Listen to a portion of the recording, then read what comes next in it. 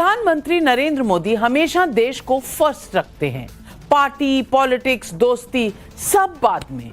और यही मोदी की सबसे बड़ी ताकत है कि जिससे वो ट्रंप हो, जिनपिंग हो, सबसे आंख में आंख डालकर बात करते हैं। दूसरी तरफ मोदी के विरोध में एक मोहब्बत की दुकान चलाई जा रही है, जहां 95 हार के बाद भी लीडर को खुद अपने भीतर देखने के बदले ठीकरा कभी मोदी पर, कभी संवैधानिक संस्थाओं पर फोड़ना पड़ता है। सवाल है कि क्या राहुल गांधी और कांग्रेस देश का सेंटिमेंट समझ नहीं पा रहे क्या? अगर ऐसा नहीं है तो कांग्रेस देश विरोधी ताकतों और टुकड़े टुकड़े गैंग के साथ क्यों नजर आती है? बीजेपी तो यहां तक आरोप लगा रही है कि कांग्रेस पार्टी दंगे के आरोपियों को मंच पर गौरवान्वित करती है। दरअसल कांग्रेस ने चिली के पूर्व राष्ट्रपति मिशेल बैचलेट को शांति और विकास के लिए इंदिरा गांधी शांति पुरस्कार से सम्मानित किया।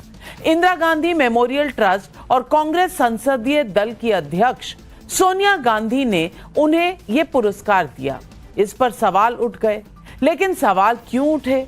सवाल इसलिए उठे कि मिशेल बैचलेट जब संयुक्त राष्ट्र में मानवाधिकार उच्चायुक्त थी, तब उन्होंने भारत विरोधी प्रोपेगेंडा को हवा दी थी।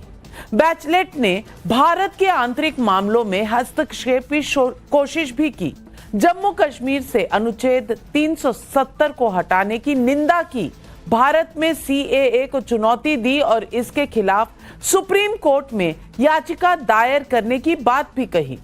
इसी तरह एफसीआरए यूएपीए कानून को नागरिकों की आवाज दबाने वाला कानून भी बताया। क्यों भाई? भारत के आंतरिक मामले में दखल देने वाले आप होते कौन हैं? लेकिन कांग्रेस ने बता दिया कि ये कौन है। यही कांग्रेस की मोहब्बत की दुकान है, यही कांग्रेस के लिए शांति दूत है। इतना ही नहीं, कांग्रेस के इसी कार्यक्रम में जगदीश टाइटलर को फर्स्ट लाइन में जगह दी गई। वो जगदीश टाइटलर जिन पर 84 सिख दंगों का काला दाग है। सिर्फ इतना ही नहीं, पिछले कुछ दिनों से शर्जील इमाम की जमानत को लेकर बहस हो रही है।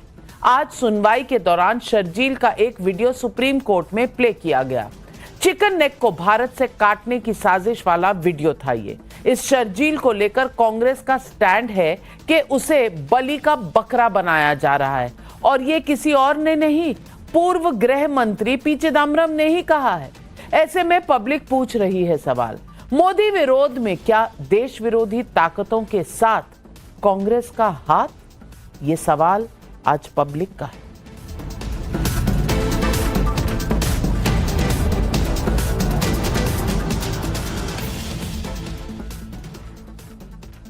चिली की पूर्व राष्ट्रपति मिशेल बैचलेट को जॉर्ज सोरोस गैंग का खास माना जाता है। सो कॉल्ड लिबरल एजेंडा चलाने वाले सोरोस को राजनीतिक दृष्टिकोण से मोदी विरोधी माना जाता है। सोरोस पर भारत के अंदरूनी मामलों में बयानबाजी करने, देश विरोधी ताकतों को फंडिंग करने जैसे कई गंभीर आरोप लगते रहे हैं, जबकि मिशेल बैचलेट कई मौकों पर भारत विरोधी लाइन लेती रही है। लेकिन सोनिया गांधी की नजर में मिशेल बैचलेट क्या है?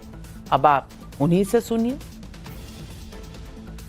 Today, I feel privileged to be able to say a few words on the life of another extraordinary, inspiring leader whom we are honoring. Former President Michelle Bachelet has seen at first hand loss, oppression, torture, and exile in her early years. So it is indeed an honor for the Indira Gandhi Memorial Trust to confer the Indira Gandhi Prize for Peace, Disarmament and Development 2024 on President Michelle Bachelet, who epitomizes the very essence of Indira Gandhi's life and work.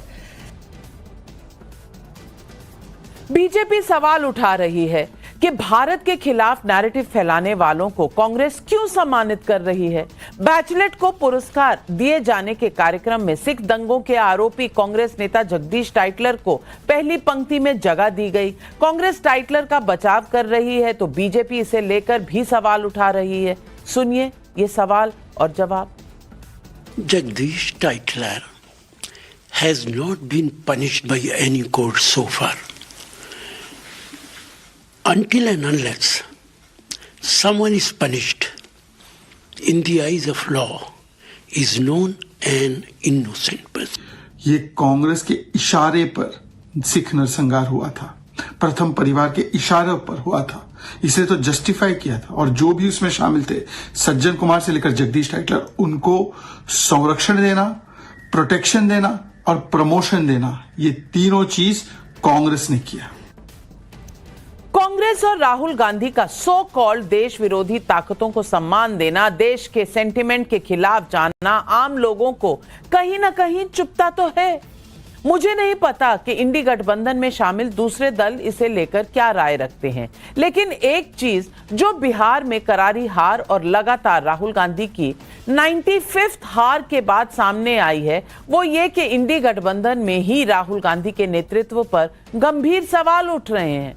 Mamata Banerjee, Akhilesh Yadav, Uddhav Thackeray की party ने राहुल गांधी और कांग्रेस के खिलाफ नेतृत्व को लेकर मोर्चा खोल दिया है। सुनिए। आप खुद नहीं जीत रहे हो, आप जिस गठबंधन में कोई स्टेट लड़ रहे हो, जिताने का पावर भी आपको नहीं है, क्यों लेंगे उसको? वो तो 16 में 21 में सीपीएम का साथ गया था, 0 बन गया है। Mamata Banerjee is the ideal leader to lead India alliance. अगर हम जो अलायंस करते हैं उसमें मेन कांग्रेस पार्टी होती है। कांग्रेस पार्टी ने हमेशा लास्ट जब फॉर्म भरने का टाइम आता है उसके पहले हमारे से अलायंस तोड़ देती है। आदरणीय राहुल गांधी जी कांग्रेस के वरिष्ठ नेता हैं, मेहनत कर रहे हैं, उनको और मेहनत की भी जरूरत है। हम समाजवादियों की ये सोच है, हम चाहते हैं कि इंडिया ब्लॉक का जो नेतृत्व है वो आदरणीय अखिलेश यादव जी का। अभी पता नहीं, अब इनको लगता होगा कि हम अकेले ही बहुत सक्षम हैं, बहुत पुराने दल हैं, आत्मविश्वास से भरे हैं, ये हो सकता है, लेकिन ये होना और जमीन पे आना बहुत अंतर है ना। ऐसे में पब्लिक पूछ रही है सवाल नंबर 1, देश के खिलाफ नैरेटिव को हवा देने वाली मिशेल बैचलेट को सम्मान देना क्या देश विरोधी ताकतों से हाथ मिलाने जैसा नहीं? सवाल नंबर 2, मोदी विरोध में कांग्रेस को देश विरोधी ताकतें और टुकड़े गैंग भी कबूल है? सवाल नंबर 3, 95 हार के बाद भी लिबरल एजेंडा चलाने वालों के साथ कांग्रेस देश के सेंटिमेंट से कब तक खेला करेंगे? सवाल नंबर 4, 84 सिख दंगों के दागी जगदीश टाइटलर का महिमा मंडन करना क्या सिखों का अपमान नहीं है? ये सवाल आज पब्लिक पूछ रही है और इन सवालों के जवाब देने के लिए आज हमारे साथ जुड़ रहे हैं बीजेपी के राष्ट्रीय प्रवक्ता शिवम त्यागी जी मेरे साथ यहाँ स्टूडियो में है। इश्करण भंडारी सुप्रीम कोर्ट के एडवोकेट हैं। अनुराग भदौरिया मेरे साथ स्टूडियो में है, राष्ट्रीय प्रवक्ता है समाजवादी पार्टी के। तौसीफ अहमद खान लॉयर है, तृणमूल कांग्रेस के सपोर्टर है। अनीश गाडवे राष्ट्रीय प्रवक्ता हैं शिवसेना उद्धव ठाकरे गुट के, भी हमारे साथ जुड़ रहे हैं। सबसे पहला सवाल लेकिन अश्विनी कुमार मिश्रा कांग्रेस के नेता से पूछूंगी। अश्विनी जी, सवाल मेरा ये है कि आपके पोस्टर बॉयज हैं कौन? वो जो पाकिस्तान की भाषा बोले, वो जो लोग भारत पे ऐसे सवाल उठाएं, जो कश्मीर को ऐसा कहें कि कश्मीर में लॉकडाउन हो गया है, 370 के खिलाफ बोलें, सीएए के खिलाफ बोलें, दिल्ली में राइट्स को वो इस तरह से कहें जैसे कि पता नहीं बहुत अच्छी कोई हरकत हो रही हो। मैं पूछना चाहती हूं, ऐसे फॉरेन के लोग जो भारत के अंदरूनी मामलों में दखल देके भारत को नीचा दिखाने की कोशिश करें, और तो और फिर दोस्तियां जो उनकी हैं वो आपके सामने हैं। ये एलेक्स सोरोस के साथ तस्वीरें बता रही हैं कि भाई बैचलेट मैडम आपको भी क्यों इतनी पसंद है, क्योंकि सोरोस के साथ जिसका हाथ उसके साथ कांग्रेस का हाथ। क्यों भाई, आपका एजेंडा आज देश के सामने आ गया।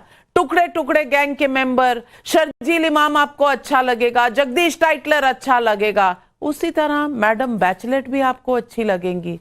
क्या हो गया आपकी सोच को? 95 हार के बाद भी देश का सेंटिमेंट समझ में नहीं आया। नाविका जी, क्योंकि आपने हार से लास्ट में फिनिश किया तो मैं वहीं से शुरू करता हूं। श्री मंगल सुमन जी की 2 लाइनें हैं, क्या हार में क्या जीत में, किंचित नहीं भयभीत में, संघर्ष पथ पर जो मिला ये भी सही वो भी सही। तो ये विषय हार और जीत का नहीं है, ये विषय सही और गलत का है नाविका जी। क्रिटिसिज्म, कंस्ट्रक्टिव क्रिटिसिज्म जो है हमेशा सही एक सही स्टेप होता है। इसीलिए कबीर दास ने भी कहा था कि नंदक नीरे राखिए आंगन कुटी छवाए। बट ये भारतीय जनता पार्टी और गवर्नमेंट का इकोसिस्टम है कि अगर फॉरेन से कोई क्रिटिसिज्म आता है तो वो देश विरोधी हो जाता है, अगर फॉरेन से कोई प्रेज आता है तो उसको ऐसे हम सेलिब्रेट करते हैं कि जैसे हमने एक बहुत बड़ी जंग जीत ली हो। रही बात, आपने जगदीश टाइटलर का जिक्र किया तो मैं वहीं से शुरू करता हूं। जगदीश टाइटलर जी के खिलाफ इंक्वायरियां किसने बिठाई?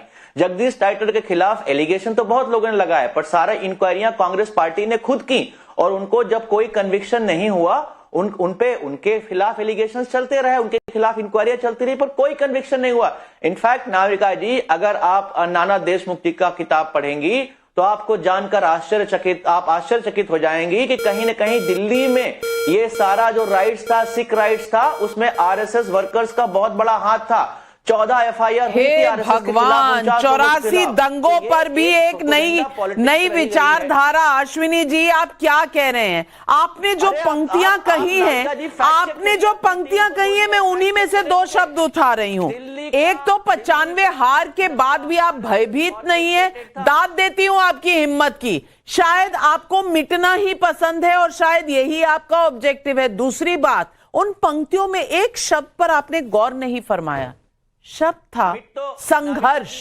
संघर्ष आपसे होता नहीं है, संघर्ष आप सड़क पर उतर के कर नहीं सकते हैं। आप कोलंबिया में कॉफी बनाने चले जाते हैं जब भारत में चुनाव होते हैं, तो संघर्ष का मतलब क्या है ये शब्दकोश में पहले ढूंढ लीजिए। लेकिन मैं एक और बात कहूंगी, और शिवम त्यागी, मैं नहीं कहती कि आलोचना में कोई दिक्कत है, आलोचना करनी चाहिए, लेकिन देश विरोध, क्या आलोचना देश विरोध से बदला जाएगा? तब भी मोहब्बत की दुकान में किसी को समझ नहीं आएगा। आज ये सवाल पब्लिक पूछ रही। 2 लाइनों से कांग्रेस नेता ने शुरू किया तो मैं भी 2 लाइनों से ही शुरू कर देता हूं कि वो जहर देता तो सबकी नजर में आ जाता, सो ये उसने ये किया कि वक्त पर दवाई ना दी। मतलब सीधा सीधा अगर आग नहीं लगा सकते इस देश में, तो इस देश के खिलाफ एजेंडा चलाने वाले, प्रोपेगेंडा चलाने वाले, आग लगाने वाले, उनके साथ जाकर खड़े हो जाओ।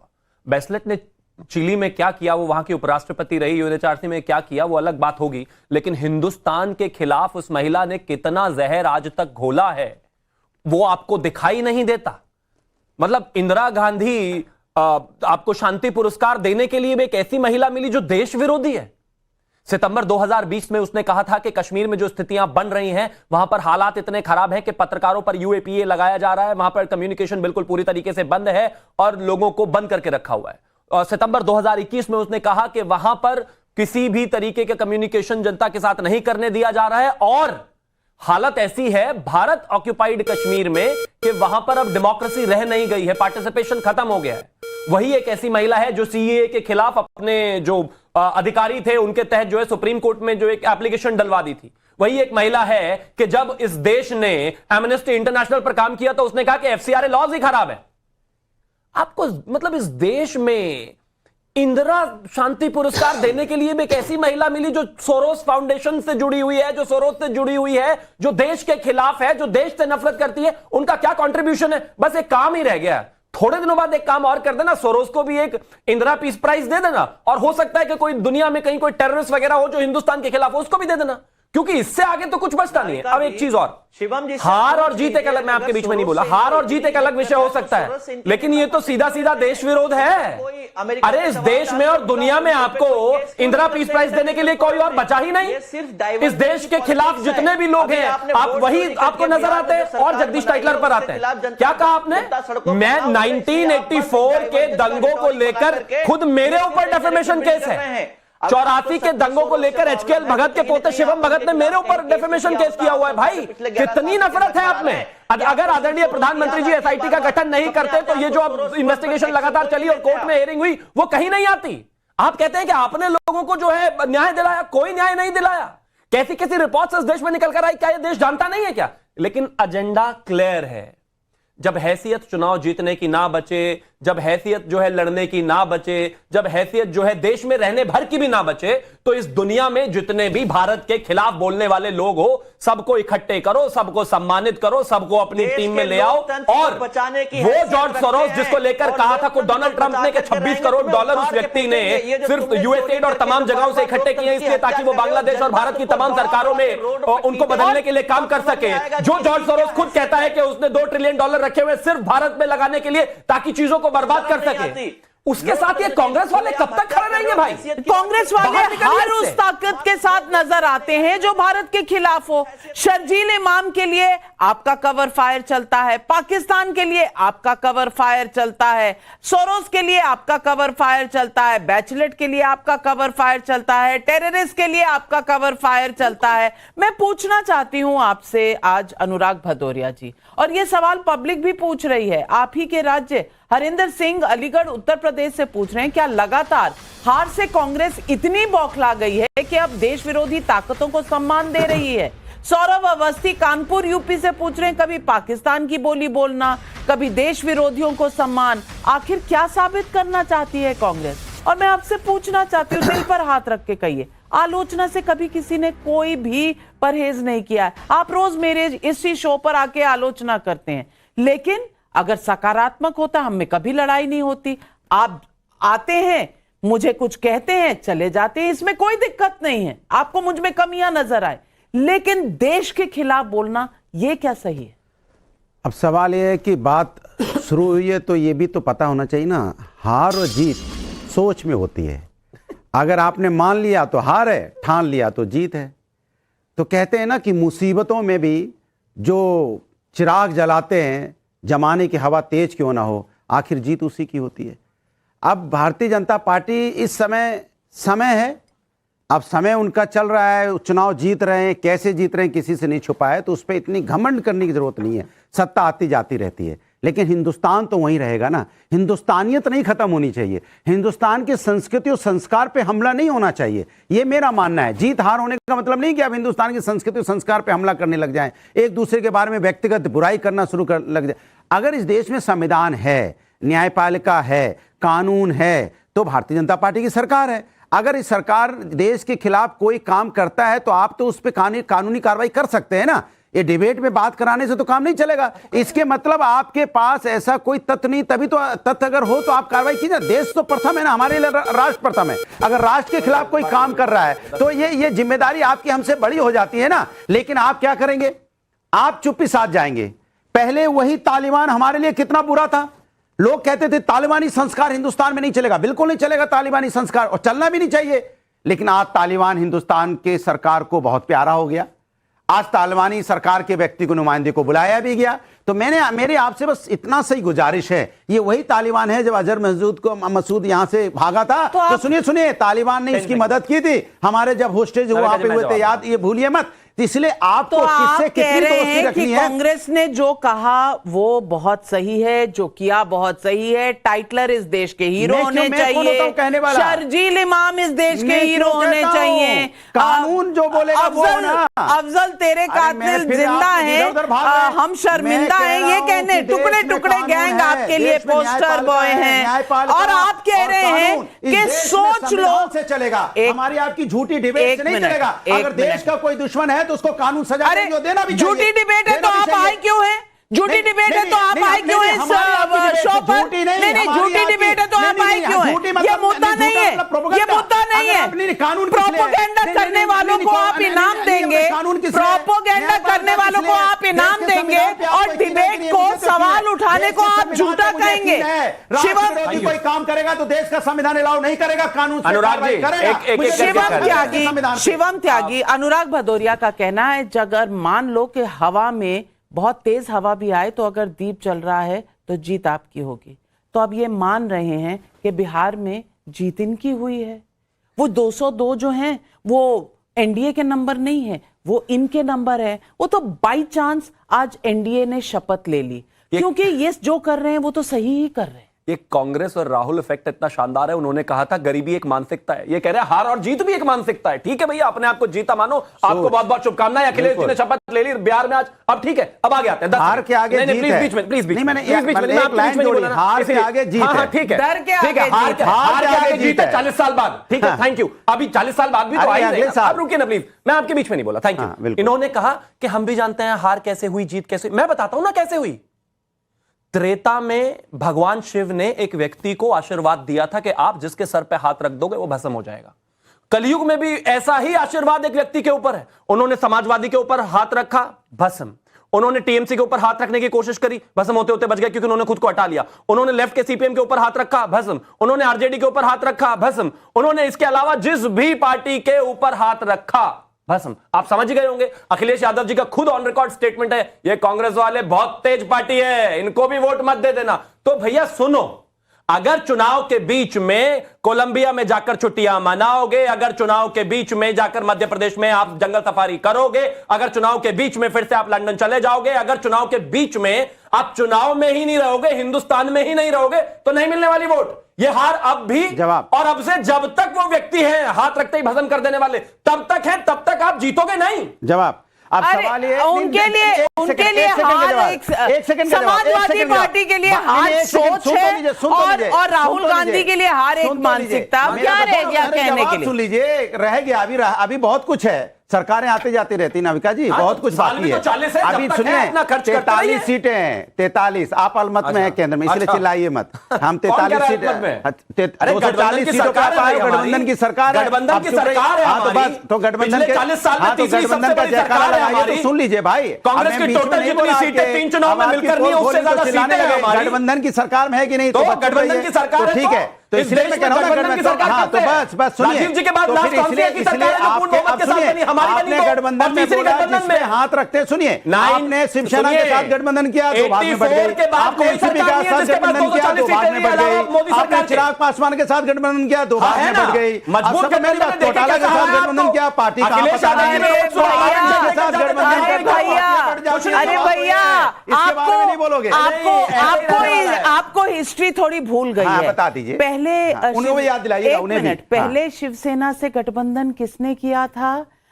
बीजेपी ने नहीं किया था। पहले एक अगाड़ी बनी थी, अगाड़ी जब बनी उसके बाद शिवसेना टूट गई। और मैं अनीश गदाविज साहब आपसे पूछना चाहती हूं, अब ये आपने कांग्रेस का सुन लिया, आपने अब समाजवादी पार्टी का सुन लीजिए।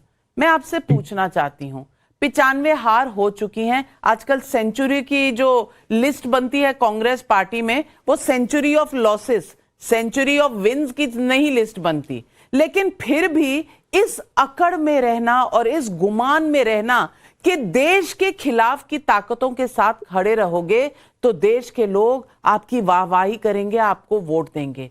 क्या ये कांग्रेस का बहुत बड़ा मिसकैलकुलेशन है? क्या इनको जमीनी सच्चाई समझ में नहीं आ रही है?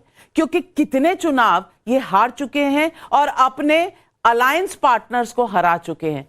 कहीं ना कहीं कुछ ना कुछ आपको तो डर लगता होगा ना?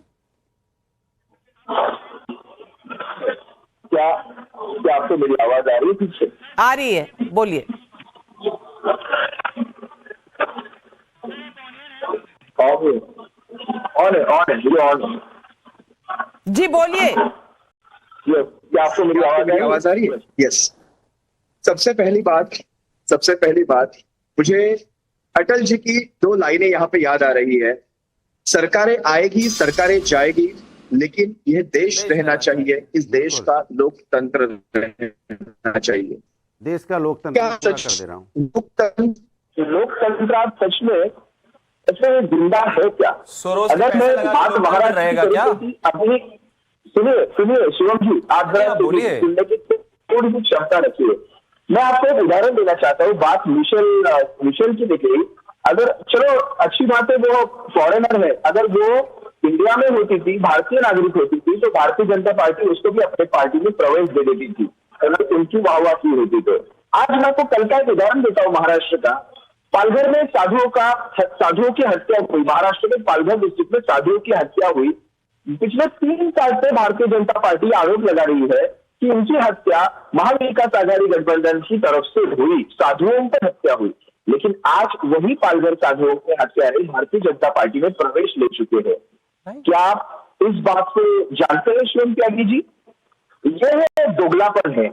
आप बात कर रहे हैं मुझे कोलंबिया की, लंदन की बातें कर रहे हैं आप, लेकिन मैं आपको एक बात याद दिलाना चाहता हूँ शिवम त्यागी जी। अभी दिल्ली में ब्लास्ट हुए, कोई भूटान घूमने गए थे, मैंने हमने किसी को देखा भूटान घूमते घूमते, हमने किसी को नवाज शरीफ के केक काटते हुए भी देखे हैं। तो ये सब बातें ना करें। देखो, बात चल रही है मिशेल की, तो मिशेल ने कौन सी कंट्रियों पे उन्होंने अपने आरोप, उन्होंने पाकिस्तान पर भी आरोप लगाए हैं कि हिंदुओं पर अत्याचार हो रहे हैं, अल्पसंख्यकों पर अत्याचार हो रहे हैं। मैं उन बातों पे नहीं जाऊंगा, वो कांग्रेस बताएगी, कांग्रेस के प्रवक्ता बताएंगे उनकी क्या उनका जूरी में क्या उस पर पॉइंटर्स रखे, वो कांग्रेस बताएगी। लेकिन आज लोकतंत्र की हत्या हो रही है और दिन दहाड़े हो रही है, ये हमने महाराष्ट्र में तो इसीलिए लोकतंत्र की हत्या हो रही है। आपका पॉलिटिकल पॉइंट है तो चले जाइए सोरोस के पास और सोरोस की इंडस्ट्री भारत में चलाइए। ये कौन सी बात हुई? शिवम जी आ रही हूं आपसे, 10 सेकंड, बस 10 सेकंड, 5 सेकंड मुझे। पहली बात ये बात खत्म। 10 और 5 पालघर में काशीनाथ चौधरी को हम शुरुआत से साजिशकर्ता और मुख्य आरोपी बता रहे हैं, वो कोई भाजपा का सदस्य नहीं है। आप बिल्कुल झूठ बोल रहे हैं।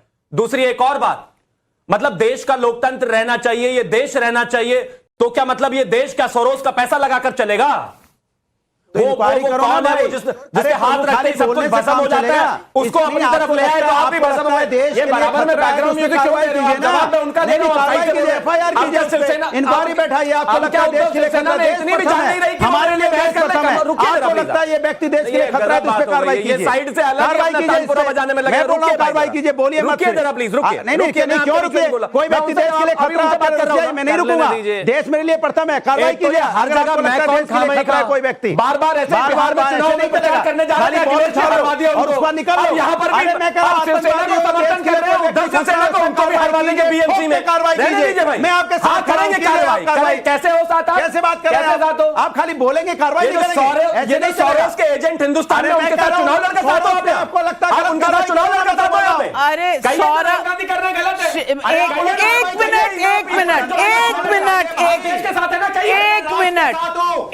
के साथ खिलवाड़ करेगा, उस पर कार्रवाई कीजिए। ईश्वरन भंडारी में आपसे सवाल, 1 मिनट। सरकार आपकी है महापुरुषों, बिल्कुल धन्यवाद। हाँ, मैं एक सवाल उठाना चाहती हूँ और ईश्वरन भंडारी, मेरा सवाल यह है, इसमें प्रूव करने को बाकी क्या रह गया है? मिस बैचलरेट किसके साथ खड़ी हैं? ये सोरोस परिवार के साथ खड़ी हैं। सोरोस ने भारत के बारे में क्या कहा था? उन्होंने कहा था कि यहां की सरकार को हटाना है। अब इसमें इन्वेस्टिगेशन की गुंजाइश कहां बची है, जो अनुराग भदौरिया कह रहे हैं? और सवाल मेरा इतना सा है कि इंदिरा गांधी का पीस पुरस्कार सबसे पहले इमरजेंसी लोग भूल गए हैं, नसबंदी भूल गए हैं। 1 मिलियन लोगों की नसबंदी हुई थी, टारगेट सेट हुए थे। अब वो ह्यूमन राइट्स लोग भूल गए हैं। कोई बात नहीं, 1975 से 70 की बात थी, लेकिन वो पीस प्राइज दे रहे हैं और किसको दे रहे हैं वो आपके सामने है यहां पर। और लोग कह रहे हैं यहां का सवाल, वहां का सवाल। क्या कांग्रेस पार्टी रियलिटी से बिल्कुल दूर जा चुकी?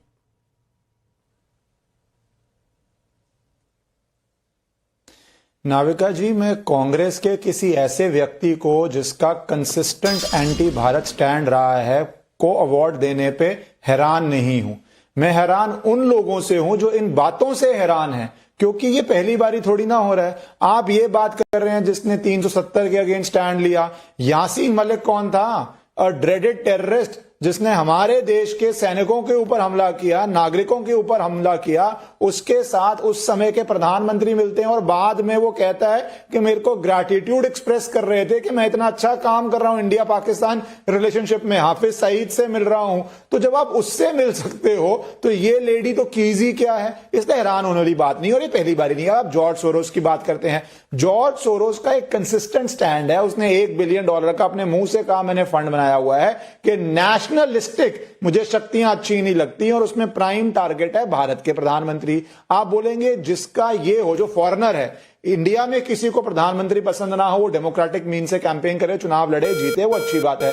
एक फॉरेनर भारत के अंदर रिजीम चेंज चाहता हो, प्रधानमंत्री के अगेंस्ट इतना बड़ा फंड क्रिएट कर रहा हो और आप उसके इकोसिस्टम को अवार्ड दे रहे हो, तो ये आपकी भी माइंडसेट दर्शाता है। पर उसमें भी हैरान होने वाली बात नहीं है, क्योंकि जब गुजरात के मुख्यमंत्री के अगेंस्ट लोग ये लिख सकते हैं कि आपको यूएस ना जाने दिया जाए, आपका वीजा ना हो, वो भारत के एक बड़े प्रदेश के मुख्यमंत्री थे।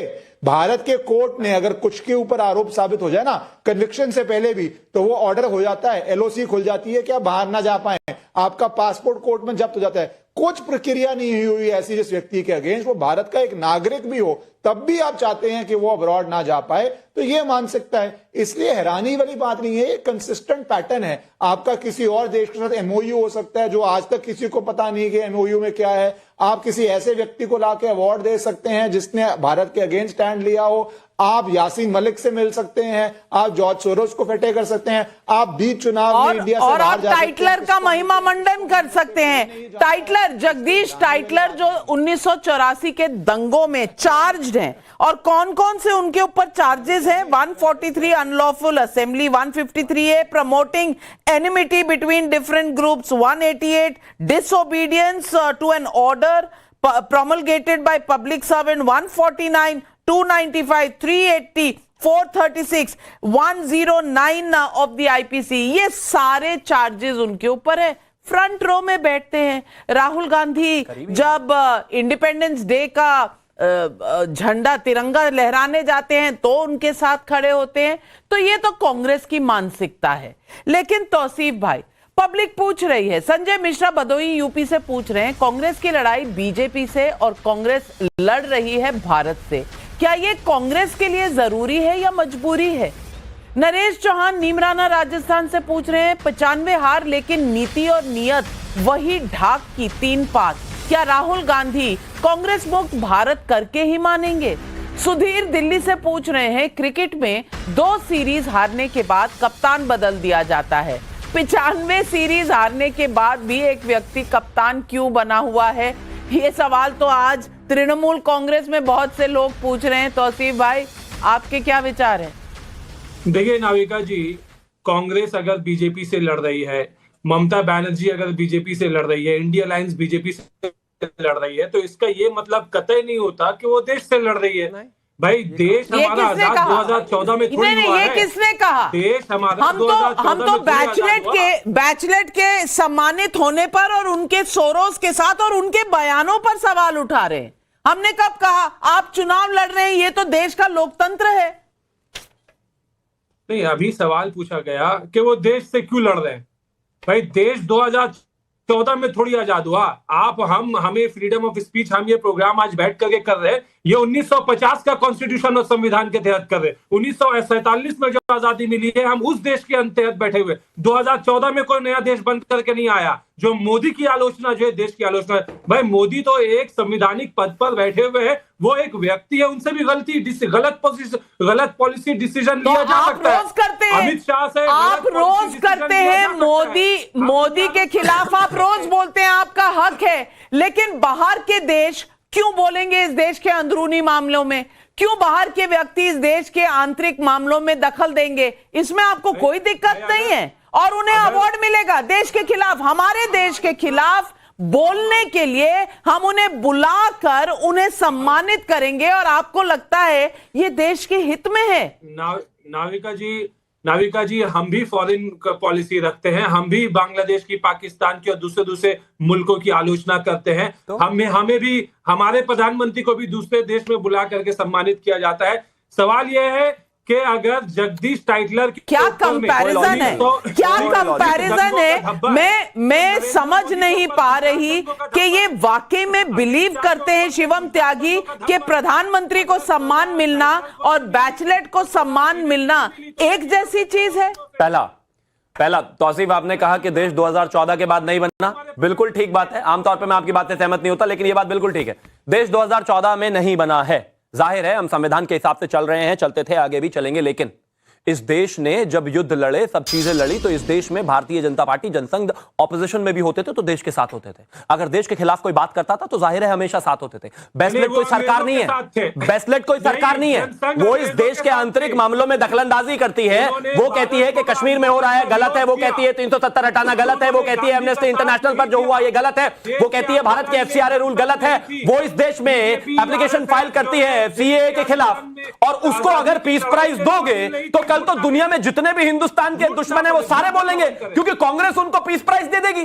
कल आप भी एक काम करिए ना, एक कमेटी बना के आप भी कोई ममता पीस प्राइज दे दीजिए। अगर ऐसा ही करना है तो आप भी दे दीजिए। नहीं, अगर देश के खिलाफ बोलने वाले हर एक ये सिर्फ बैचलेट की बात नहीं है, बात उसकी भी है जो शर्जील इमाम है, जिसका आज कोर्ट में टेप चलाया गया, चिकन नेक काट देंगे, भारत और नॉर्थ ईस्ट को अलग कर देंगे, इसके भी साथ आप खड़े हो जाते हैं जाकर। मैं ईश्वरन भंडारी पूछना चाहती हूं कि टुकड़े टुकड़े गैंग के जितने भी नुमाइंदे हैं उन सबको कांग्रेस इतना पसंद करती है और फिर भी कहती है कि हम संविधान के साथ हैं, हम देश के साथ हैं। ये देखिए पी चिदम्बरम का ट्वीट है कि शर्जील इमाम को बलि का बकरा बनाया जा रहा है। रियली नाविका जी,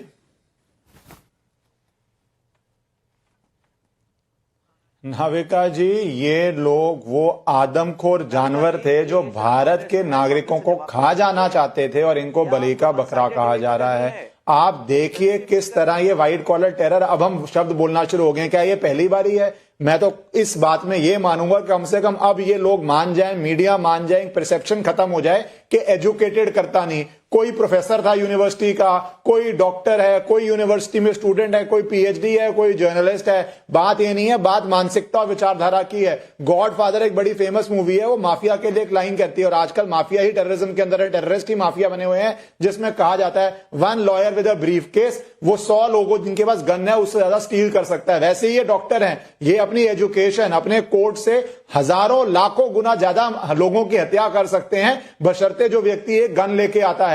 हमें इस बात को मानना पड़ेगा। वैसे ही ये रेडिकल लोग हैं, अगर आप स्टूडेंट लाइफ में ही कैप्चर कर लेंगे लोगों को, इस विचारधारा में लेके जाएंगे कि भारत पे आतंकी हमला करो, और बाद में बोलेंगे तो बड़े इनोसेंट से बच्चे हैं। आप चिकन स्नेक, आप भारत को काटने की बात कर रहे हैं, आप काटने का रोड मैप दे रहे हैं कि इतने लोग इकट्ठा हो जाएं, आपके पास संख्या बल है, उस लोगों के इकट्ठा होने। अश्विनी मिश्रा, इसको भी आप सही ठहराएंगे, इसको भी आप सही ठहराएंगे। आपको मोदी विरोध और देश विरोध का फर्क नहीं दिखता?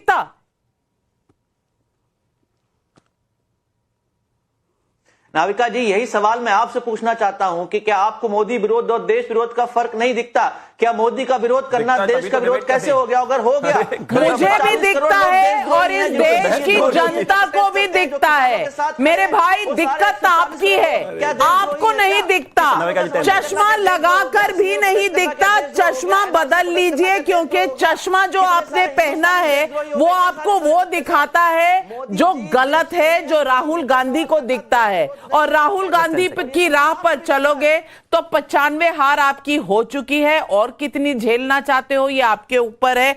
शिवम त्यागी, क्या हो गया? देखिए, मैं एक चीज कहना चाहता हूं। ईश्वरन जी ने कहा कि कुछ लोग हैं वो डॉक्टर के भेष में बेशक आते हैं, लेकिन वो गन लेकर आते हैं, बम लेकर आते हैं, या तो खुद फट जाते हैं, और अगर नहीं करते तो इस देश की सेना उनको फाड़ी देगी। लेकिन ये जो उसको सपोर्ट देने वाले हैं, इसका भी कोई लॉ है क्या? क्योंकि मैं तो नहीं जानता बहुत ज्यादा, मुझे तो लॉ नहीं आता।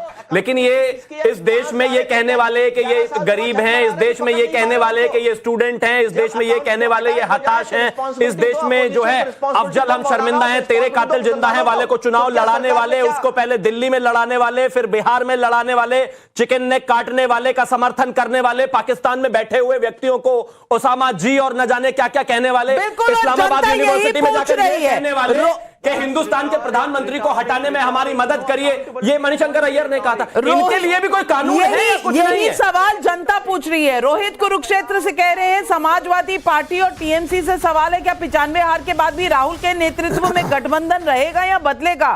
चंद्र प्रकाश ओझा का बलिया यूपी से सवाल है, कांग्रेस जिस रास्ते पर चल रही है, क्या अगली बार मुनीर को अवार्ड दे देगी?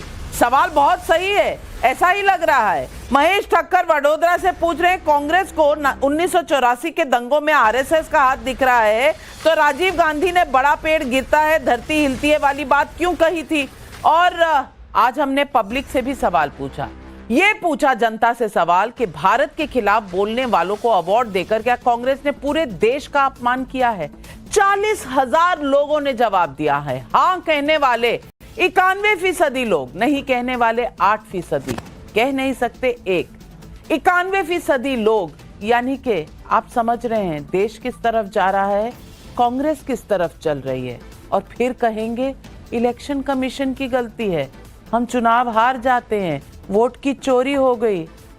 मेरे भाई उठ के असलियत देखिए, असलियत सामने है, जनता बार बार बता रही है। समझने वाले समझेंगे, ना समझे उन्हें हम क्या कहें। For more of such videos, do like, share and subscribe to ET Now Swadesh.